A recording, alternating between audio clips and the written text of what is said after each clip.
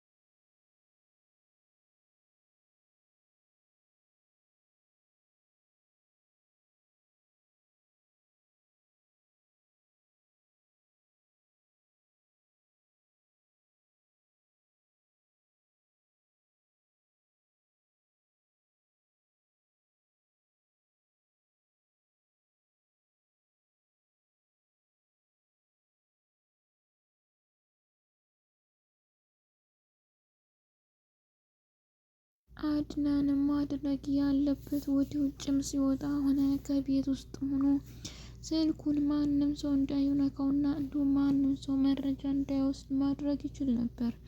አሁን ላይ ግን መረጃ ከስልኩ በወደቀበት ጊዜ ሚራ አንስታ ወደ ሌላ ስላደረገችው አሁንም ላይ ስልክ አለ ብሎ እንዲሁም ደግሞ ትነግረኛለች በሚል ነው እንጂ ምንም አይነት ችግር ቢሰማውና ቢፈጠርም እንኳን አይሰማም።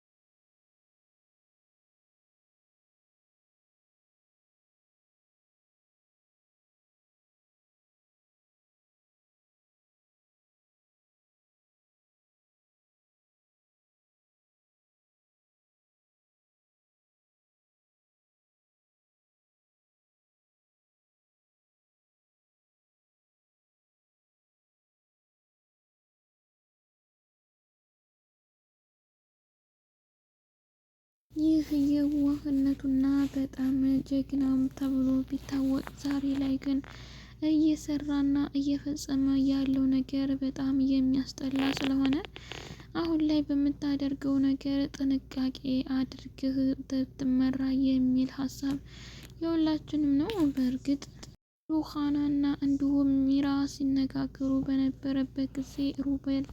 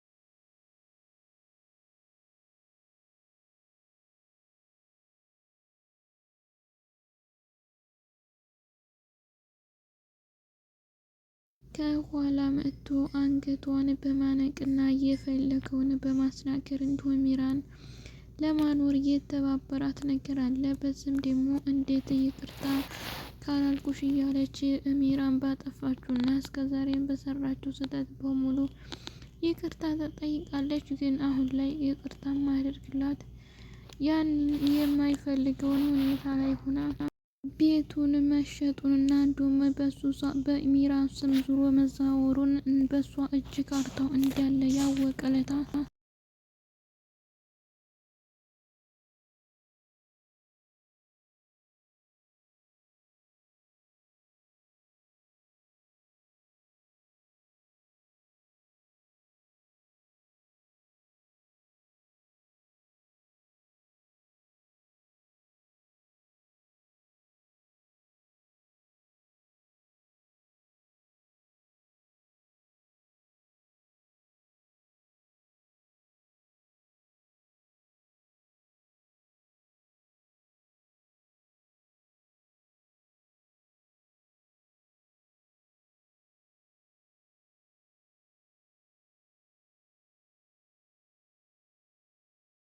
በጣም እንደሚቀየማት ነው የምናስበው። ግን ሚራም ሆነ ሮቤል ለመስበሳቸው ሆኖ አሪፍ ነው። ሚራና ሮቤል በአንድ ላይ ከሆኑ በጣም ችግር ስለሚፈጥሩ ሁለቱም በአንድ ሳይሆኑ አንደኛቸው እዛ አንደኛቸው እዛ ቢሆንም እንኳን የተወሰናለው ግን ሚራ እየሰራች ያለችው ነገር በጣም የሚያስጠላ ነው።